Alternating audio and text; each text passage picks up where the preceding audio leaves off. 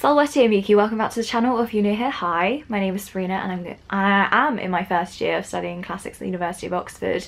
If you're interested in my university experience, or maybe you're a potential classics applicant, I'll be trying to make videos on my university lifestyle and also advice for classics admissions and just generally trying to broaden access for classics as a whole. So if any of that sounds like your thing, hit the subscribe button down below. Anyway, excuse the hair, it's a bit messy. I just came back from hockey and I'm about to go and meet a friend after I film this, so I'm going to try and film this very quickly. But this week's video I'll be focusing on the CLAT test, which is the Oxford aptitude test for classics.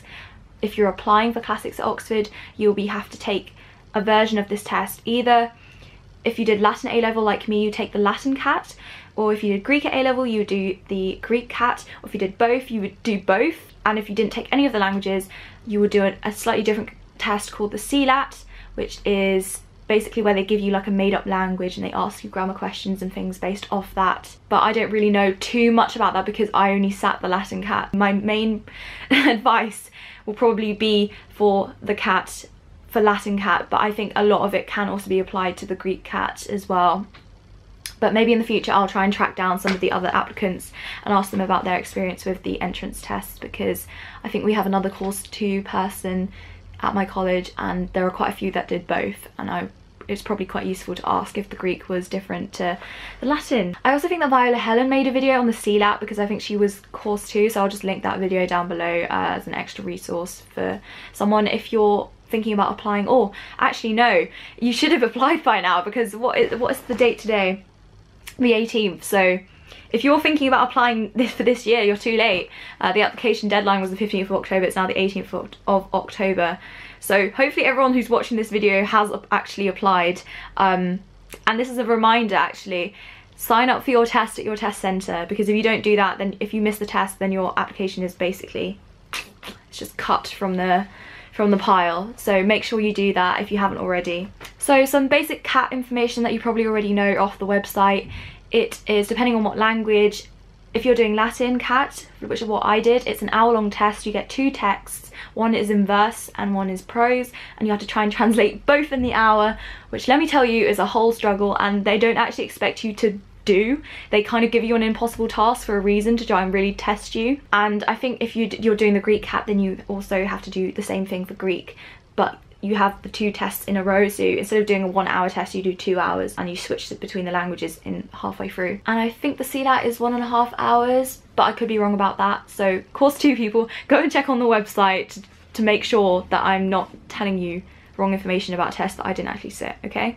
Cool. So I'm now going to talk about my experience of doing the Latin CAT test last year. Like I said before, I got set 1 verse, 1 prose passage, and they ideally want you to spend 30 minutes on each, which, you know, isn't really realistic, because what they're basically giving you is 1 passage that you would normally take an hour at A-level to do in half the amount of time, and they expect you to do it twice. I think they can only set you passages from verse that are either couplets or dactylic hexameter, I think. I don't think I've seen anything else on the practice papers, so I would be very, very unfair for them to set something if you wouldn't have been taught about it. But they are also not expecting you to have like a completely polished translation by the end of it. It is okay to have left gaps. I left gaps. Exposing myself here, I left gaps, and I didn't, well, I tried to like at least go through all of the passages, like read all the way through and try and do like the bits that I could, but I didn't do a complete full translation of everything, because that was basically impossible, because they're setting you texts that are harder than what you've ever studied before really, and expecting you to do it in half the amount of time. And they're just really doing it to test your thinking and analytical skills about how you work out how grammar fits together. It is stressful, I won't lie, but you can do it. You can do it, because I managed to do it and I didn't think I could. So there we go. Okay, so now for some practical tips. Tip number 1. Learn as much vocab as you can. I would recommend deponents, because you do not want to mess up the passive with deponents. Also prefixes, that can be very useful because they will give you compound words that they expect you to work out. You can find out more about that in the Matthew Owen verse book, which I should be getting an endorsement here and just giving him all the free press. But anyway, they will be using A-level vocab as the basis and then going off on top of that with like random obscure words that they're expecting you to derive from like English derivations. I think that's probably the thing that I did that helped the most. And also try and learn as much A-level grammar as you can. Things will come up in those passages that very easy things that you could have known about if you just learned about it. Like there's small abbreviations of words that you could just easily recognize, like the second person singular future tense. The ending can shorten to ERE rather than ERIS.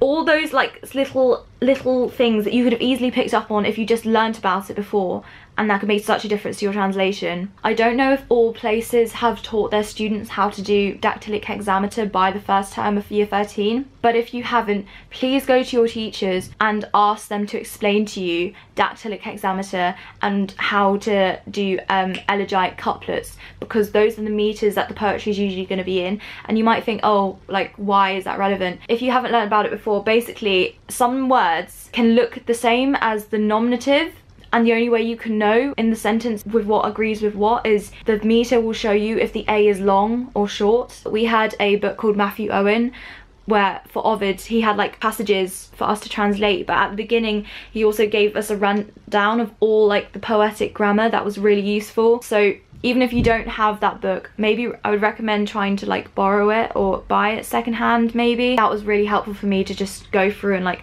try and learn the grammar, and things from the like poetic grammar did come up. Tip number 2. Do as many practice tests as you can, going from oldest up to the most recent, because the most recent will be more like what you might get this year. Try to do at least a few of them in timed conditions, because you need to know roughly about how far you get through. There's no good having all your vocab available to you and then doing a perfect translation, and then that's not what you can recreate in the actual timed conditions.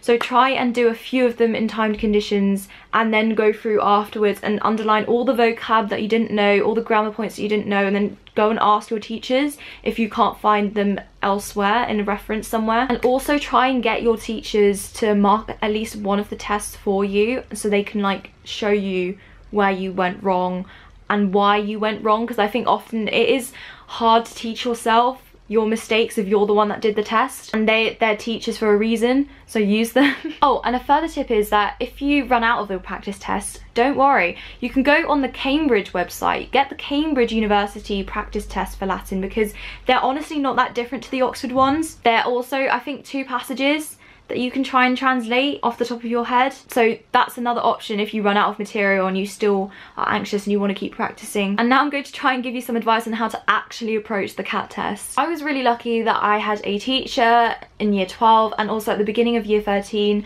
who used to be a lecturer at Cambridge, and he was standing in for a teacher who was on maternity leave, which meant he also did admissions for classics, and he was basically giving me advice on how to actually approach the test, and I'm going to share it with you guys, so some insight information here. So tip number 1, mind the introduction for as much information as possible. I think they give you a sentence at the start of every passage, well they should do anyway, it would be very mean if they didn't, sort of explaining what the passage is about or what it's leading on from, so you get a general gist of what's going on. Tip number 2, don't start with the first word on the first line. Often, especially with verse, poetic order means that words are all over the place. There is no real set word order. Be careful and don't get caught out, but always try and look for the verb first, which will tell you the number of people doing it, who might be doing it, so you can try and find the noun and then work out if the noun is actually in the right case for it. And tip number 3,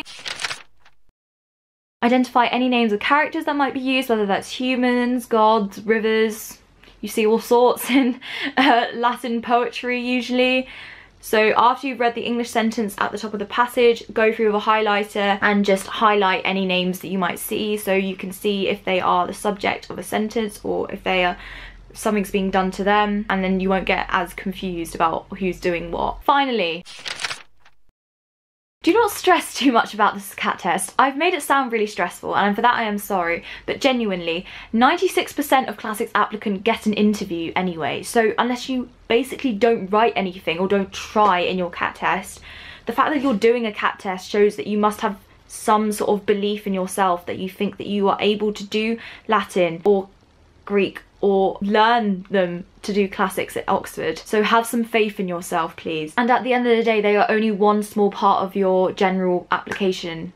You still have your personal statement, you have your grades, you have your written work, and you have the interview. Try and do as much revision as you can, but do not stress too much. And also try and relax a little bit, because overworking yourself also doesn't help. I wish you all the best of luck. I think it's next week or maybe the week after. You're all gonna smash it.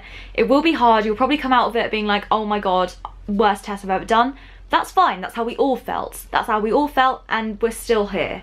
You know, the other classicists, we spoke about this, we all felt we did terribly and we still managed to get up here, so you can do it as well. Hit the subscribe button and the notification bell if you want to hear more about the classics application process. I think in the next few weeks I'll be doing a video on what kind of written work you need to send in. Also classics interview prep advice, because I think that will be quite useful, and I would have appreciated that when I was going up. And I'll also try and give you some insight into what classics life is like here, first term, first year.